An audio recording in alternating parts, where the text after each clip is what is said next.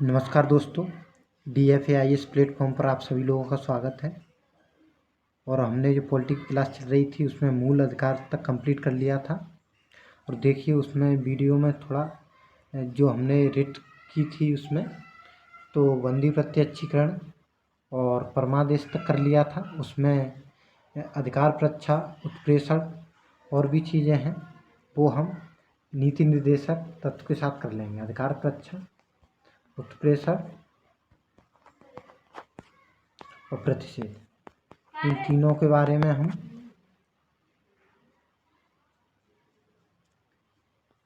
नीति निर्देशक तत्वों के साथ पढ़ लेंगे। ठीक है, तो हम राज्य के नीति निर्देशक सिद्धांतों को देखते हैं।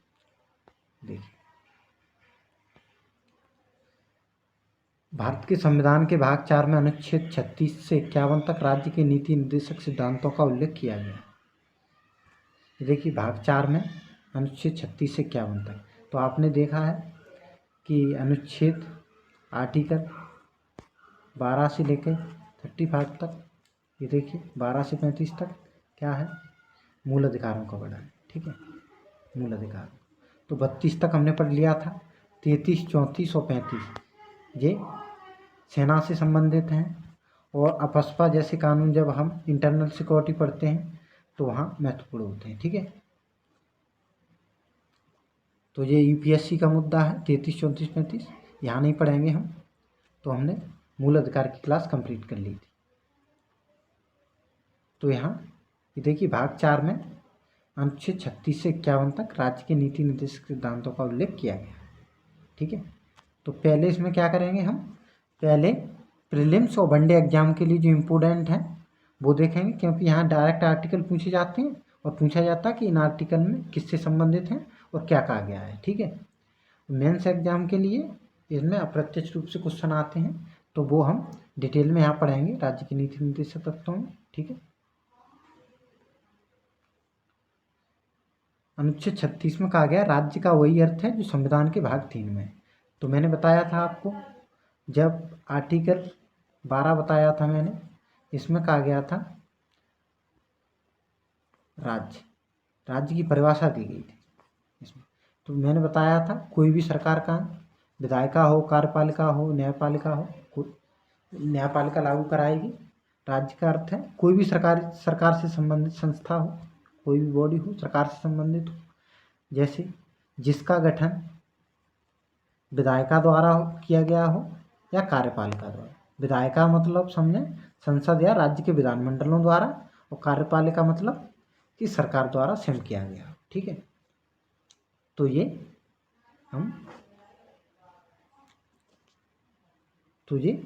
राज्य की परिभाषा दी गई है।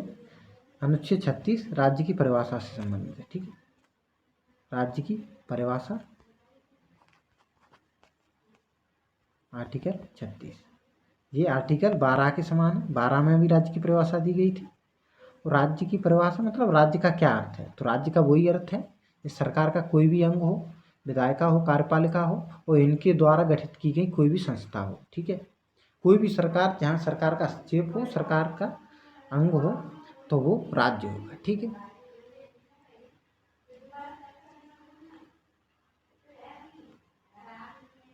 अनुच्छेद 37 में कहा गया है कि यह सिद्धांत न्यायालय द्वारा प्रवर्तनीय नहीं है, फिर भी देश के शासन में मूलभूत, आधारभूत और विधि बनाने में इन तत्वों को लागू करना राज्य का कर्तव्य होगा। तो इसमें देखिए, इसमें कहा गया न्यायालय द्वारा प्रवर्तनीय नहीं है, तो इसका अर्थ समझते हैं हम। प्रवर्तनीय का अर्थ है कि न्यायालय इनमें न्यायालय के द्वारा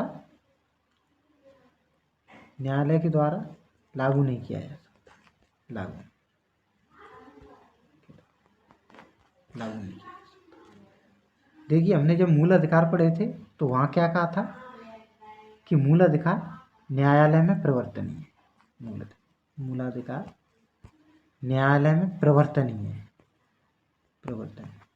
तो इसका अर्थ है कि यदि मूल अधिकारों का राज्य उल्लंघन करता है या मूल अधिकारों का मतलब पालन नहीं करता है उचित तरीके से, तो आप न्यायालय में जा सकते हैं, सुप्रीम कोर्ट या हाई कोर्ट जा सकते हैं आप, और अधिकारों की मांग कर सकते हैं। तो न्यायालय इन्हें उपलब्ध कराएगा, सरकार को आदेश देगा, और सरकार आपको न्यायालय जो मूल अधिकार है उनका संरक्षण करेगी और उन्हें लागू करेगी। ठीक है, लेकिन यहाँ क्या कहा गया है, ये न्यायालय द्वारा परिवर्तनीय नहीं है।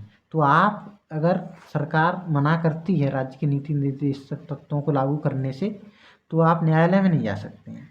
जैसे सरकार ने कहा कोई भी नीति निर्देशक तत्व हो, जैसे कि राज्य वृद्धों के कल्याण के लिए कार्य करेगा। नीति निर्देशक तत्वों में कहा गया है, यदि राज्य मना कर दे कि किसी दबाव के कारण हम कोई योजना का संचालन नहीं कर पा रहे हैं, जो योजना है कल्याणकारी योजना का संचालन नहीं कर पा रहे हैं, तो आप ऐसा नहीं है कि राज्य मना कर देता है तो उसके बाद आप सुप्रीम कोर्ट या हाई कोर्ट में चले जाएं और बोलें सुप्रीम कोर्ट या हाई कोर्ट से कि ये राज्य का नीति निर्देशक तत्व है और इसे न्यायालय को लागू करना चाहिए। तो न्यायालय क्या बोलेगा कि इसे लागू नहीं किया जा सकता है, क्योंकि जिस सरकार के ऊपर निर्भर है, सरकार लागू करती है या नहीं। ठीक है, तो न्यायालय मना कर सकता है। ठीक है, सरकार पर आप दबाव नहीं डाल सकते हैं इसको लागू करने के लिए, लेकिन मूल अधिकार का उल्लंघन होता है तो आप न्यायालय में जा सकते हैं और न्यायालय सरकार को आदेश देगा और आपके मूल अधिकारों का संरक्षण करेगा। ठीक है, तो ये बात हुई परिवर्तनीय का मतलब। ठीक है, फिर भी लेकिन कहा गया है कि राज्य का कर्तव्य है कि वो कल्याणकारी कार्य करेगा। कल्याणकारी मतलब जो भी समाज के कमजोर लोग हैं या जो आर्थिक विकास से संबंधित नीतियां हैं वो कार्य राज्य करेगा और सामाजिक आर्थिक विकास के लिए निरंतर प्रयासरत रहेगा। तो यही कहा गया है अनुच्छेद 37 में।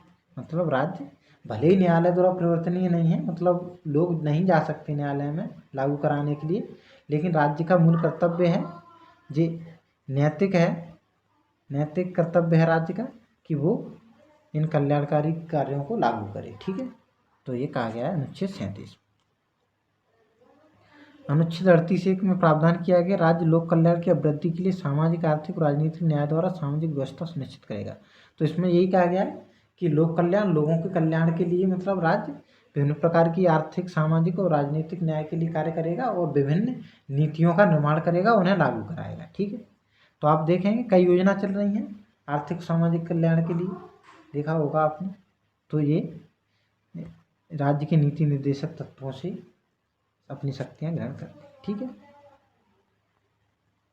अनुच्छेद 38(2) को 44वें संविधान संशोधन अधिनियम 1978 के द्वारा जोड़ा गया, जिसमें प्रावधान किया गया है कि राज्य आय की असमानता को कम करने का प्रयास करेगा तथा प्रतिष्ठा, सुविधाओं, अवसरों की असमानता समाप्त करने का प्रयास करेगा। तो 44वें संविधान संशोधन अधिनियम 1978 में से जोड़ा गया था। तो इसमें कहा गया राज्य असमानताओं को कम करने का प्रयास करेगा। ठीक है, तो सभी के लिए जैसे आय के आधार पर असमानता है, जैसे कुछ लोगों के पास कम धन है, कुछ के पास अधिक है, तो राज्य ये प्रावधान करेगा कि कमजोर वर्गों का आर्थिक कल्याण कैसे हो, कमजोर वर्गों का आर्थिक कल्याण कैसे हो। तो उनके लिए कई योजना बनाएगा, जैसे उनका कौशल विकास करेगा, जिससे उनका कौशल विकास हो, वो बेहतर रोजगार में वो अवसर प्राप्त कर पाए। तो यही कहा गया है राज्य विभिन्न प्रकार के सामाजिक आर्थिक कल्याणकारी उपाय करेगा। ठीक है, तो विभिन्न योजना बनाई गई हैं जो उसी का परिणाम। ठीक, सामान्य न्याय एवं निःशुल्क विधि सहायता का प्रावधान अनुच्छेद 39 का में है, जिसे 42वें संविधान संशोधन अधिनियम 1976 के द्वारा जोड़ा गया। तो सामान्य न्याय एवं निःशुल्क विधि सहायता का प्रावधान ये 42वें संविधान संशोधन अधिनियम 1976 के द्वारा जोड़ा गया है और 39 का, इसमें समान न्याय निःशुल्क विधि सहायता की व्यवस्था है। मतलब न्यायालय में इसमें कोई शुल्क नहीं लगेगा और आप न्यायालय में जा सकते हैं। यदि किसी प्रकार की न्यायालय की आवश्यकता है आपको न्याय की, तो न्यायालय में जा सकते हैं, वहाँ न्यायालय आपको समान न्याय निःशुल्क विधिक सहायता का प्रावधान किया है। ठीक है, तो ये राज्य करेगा प्रावधान निःशुल्क विधिक सहायता, ऐसा कहा गया। ठीक है, तो देखिए राज्य ने ऐसा किया भी है, नालसा बनाया है, नालसा अधिनियम है ये बनाया है, इसके तहत लोक अदालतों का गठन है, इसमें कोई फीस नहीं लगती है और यहाँ आपको विधिक सहायता उपलब्ध कराई जाती है। तो देखिए राज्य ने कल्याणकारी कार्य किए भी हैं और कर भी रहा है। ठीक है, तो ये निःशुल्क विधिक सहायता उपलब्ध करवाएगा। उद्योगों के प्रबंधन में कर्मकारों की भागीदारी का प्रावधान अनुच्छेद 43 का में किया गया है, जिसे 42वें संविधान संशोधन अधिनियम 1976 के द्वारा जोड़ा गया। तो उद्योगों के प्रबंधन में कर्मकारों की भागीदारी का प्रावधान किया गया है इसमें, ठीक है। ये भी 42वें संविधान संशोधन 1976 के द्वारा जोड़ा गया है, जहाँ कर्मकारों की भागीदारी, तो मतलब उद्योगों में कर्मचारियों के लिए है ये प्रावधान। तो ये प्रावधान किससे संबंधित है? कर्मचारियों से। कर्मचारियों के अधिकार की बात की गई है, ठीक है। उद्योगों में उनकी भागीदारी की बात की गई। सहकारी समितियों को उन्नयन का प्रावधान अनुच्छेद 43 ख में किया गया है, जिसे 97वें संविधान संशोधन अधिनियम 2011 के द्वारा जोड़ा गया। तो देखिए, मूल संविधान में सहकारी समितियों का प्रावधान नहीं था, सहकारी समितियों का, तो इसका प्रावधान 43 खा जोड़ा गया और 97वें संविधान संशोधन 2011 के द्वारा इसका प्रावधान किया गया, ठीक। और इसमें भाग 9 खा भी जोड़ा गया, ठीक है। तो ये भी याद रखेंगे, कौन सा भाग जोड़ा गया? भाग 9 खा, ठीक, याद रखेंगे।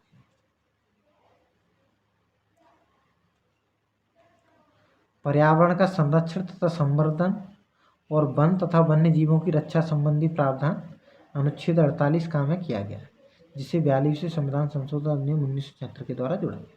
तो ये भी 42वें संविधान संशोधन अधिनियम 1976 के द्वारा जोड़ा गया। इसमें बात की गई पर्यावरण का संरक्षण, संवर्धन और वन तथा वन्य जीवों की रक्षा संबंधी प्रावधान। तो ये पर्यावरण का संरक्षण करेंगे, वन तथा वन्य जीवों की रक्षा संबंधी प्रावधान राज्य करेगा। तो राज्य ने देखिए किया भी है। वन्यजीव संरक्षण अधिनियम, वन्यजीव संरक्षण अधिनियम 1972 बनाया है राज्य ने। ऐसे ही पर्यावरण संरक्षण अधिनियम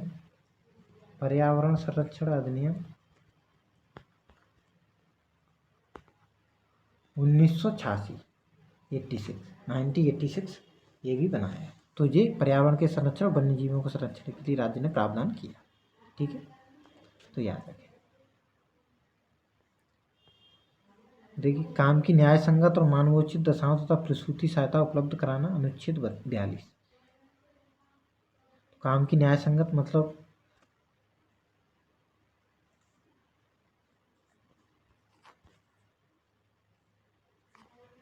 जैसे अन्याय नहीं किया जा सकता काम करते हो किसी भी प्रकार। ऐसा नहीं है किसी खतरनाक व्यवसाय में लगा दिया किसी व्यक्ति को बेला फुसलाकर, तो ऐसा नहीं किया जाएगा। न्याय होगा, न्याय संगत होगा, मतलब मजदूरी का समय पर मजदूरी दी जाएगी। मतलब जो भी कर्मचारी हैं उनके उसका काम करने का प्रावधान किया गया है, उन्हें न्यायपूर्वक कार्य किया जाए, ठीक है। उन्हें ये अधिकार उपलब्ध कराए गए। और मानवोचित दशा मतलब ऐसा यही है, मानव की उचित दशाएं हों, ऐसा नहीं अनुचित दशाएं हों, किसी भी कारण अनुचित दशाएं उपलब्ध हो गई हों और वहाँ कहा जाए किसी व्यक्ति को इस रोजगार में संलग्न होना है, तो ऐसा नहीं है। मतलब कोई भी निजी, भले ही निजी कोई कंपनी हो या कुछ भी हो, लेकिन वहाँ कार्य की मानवोचित दशाएं होंगी, मतलब मानव के अनुकूल जो दशाएं होंगी उसी में कार्य करेगा मानव। ऐसा नहीं किसी खतरनाक कार्य में उसे लगा दिया जाए। तो यही कहा गया है अनुच्छेद 42 में। प्रसूति सहायता उपलब्ध कराना, तो महिलाओं को जो प्रसूति सहायता है मतलब उन्हें तो ये उपलब्ध करवाई जाएगी। उन्हें देखिए कई प्रकार के प्रावधान किए जाते हैं इसी के लिए, कई सरकार ने प्रावधान किए हैं। मातृत्व अवकाश है, किसी प्रकार के जननी सुरक्षा से संबंधित है, ये कार्य राज्य ने किए हैं प्रसूति सहायता उपलब्ध करवाने के लिए, ठीक है। कुछ दशाओं में काम पाने, शिक्षा पाने, बेकारी, बुढ़ापा, बीमारी, निःशक्तता आदि की दशा में लोक सहायता पाने का अधिकार है। तो शिक्षा, बेकारी, बुढ़ापा, बीमारी, निःशक्तता मतलब निःशक्त हैं आप, तब आप लोक सहायता मतलब सरकार की सहायता प्राप्त कर सकते हैं, अनुच्छेद 41 में कहा गया है, ठीक है। तो सरकार की सहायता प्राप्त कर सकते हैं यदि आप बुढ़ापे, बीमारी और निःशक्त हैं, मतलब किसी प्रकार की बड़ी बीमारी से ग्रसित हैं, मतलब आपके हाथ पैर कार्य नहीं कर रहे हैं, तो लोक सहायता पाने का अधिकार है आपको। इसीलिए देखिए कई प्रकार की पेंशन की व्यवस्था की गई है।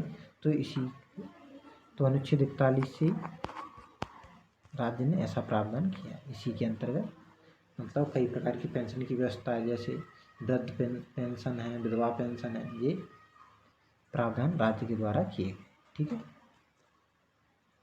लोक स्वास्थ्य का सुधार करना तथा मादक पेयों तथा स्वास्थ्य के लिए हानिकारक औषधियों के उपभोग का प्रतिषेध, तो अनुच्छेद 47 में कहा गया है।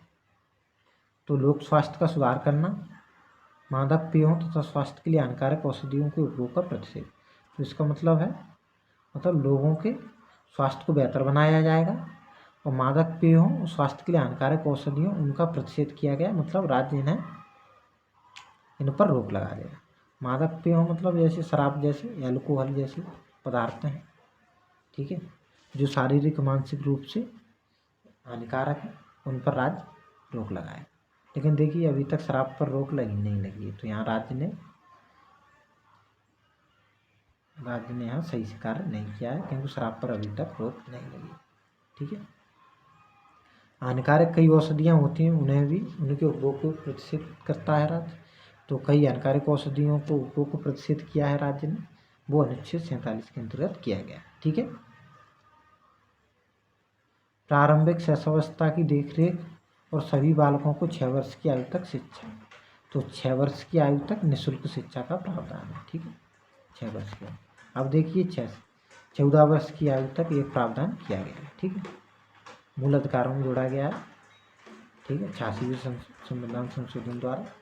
तो अब 14 वर्ष की आयु के बालकों को निःशुल्क शिक्षा उपलब्ध करवाई जाए। ऐतिहासिक अभिरुचि तथा राष्ट्रीय महत्व के सभी संस्मारकों स्थानों वस्तुओं का संरक्षण, अनुच्छेद 49, ठीक है। तो अनुच्छेद 49 के अंतर्गत जो भी राष्ट्रीय महत्व के संस्थान हैं, स्मारक हैं, उनका संरक्षण किया जाएगा। जैसे ताजमहल है, लाल किला है, इन सभी जो भी ऐतिहासिक महत्व की वस्तु हैं, उनका सभी का संस्थान में इनका संरक्षण किया जाएगा। ये राज्य की जिम्मेदारी हो, ठीक है।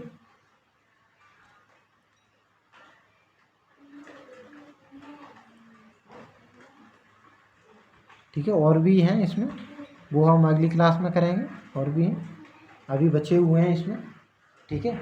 और मेंस की दृष्टि से इम्पोर्टेंट मटेरियल है, उसे भी डिस्कस करेंगे हम, ठीक है, वहाँ थोड़ी विस्तार से चर्चा होगी और उसके सामाजिक आर्थिक आयाम भी हम देखेंगे, जिससे क्या मेंस में जब आंसर लिखेंगे आप तो उचित तरीके से लिख सकते हैं और वहाँ कोई परेशानी नहीं आएगी, ठीक है।